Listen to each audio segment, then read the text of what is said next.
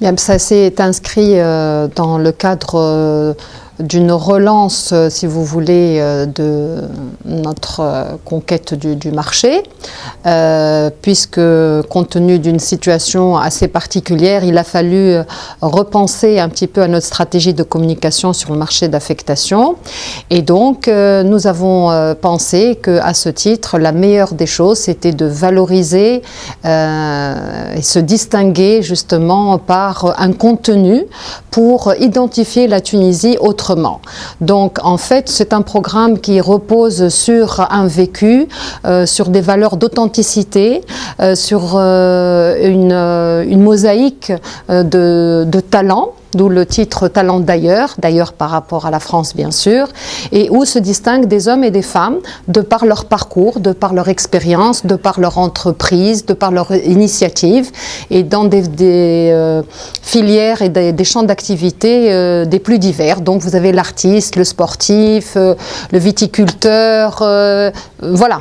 Donc des hommes et des femmes qui représentent aujourd'hui fort bien, je pense, notre pays et qui peuvent porter des valeurs qui inspirent, qui rassurent, parce qu'elles sont authentiques. Eh bien, c'est des capsules qui vont raconter la Tunisie à travers des échanges. Vous savez, nous venons de faire un petit sondage auprès d'agents de voyage et de consommateurs. Et en fait, de plus en plus, vous voyez cette envie justement d'authenticité, de partage d'émotions. Ce sont des éléments et des motivations qui deviennent assez importantes et voire redondantes dans la plupart des feedbacks que nous avons pu analyser.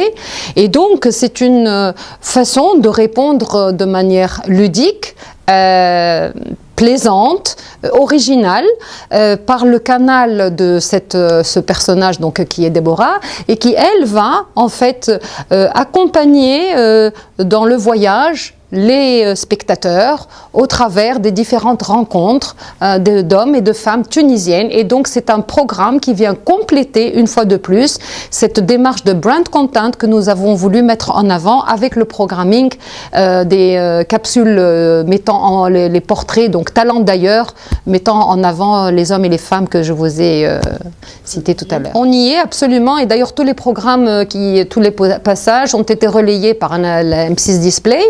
Et donc cela vient prolonger, renforcer, consolider un petit peu ce content qui est apparu sur les grands écrans, notamment sur la chaîne M6.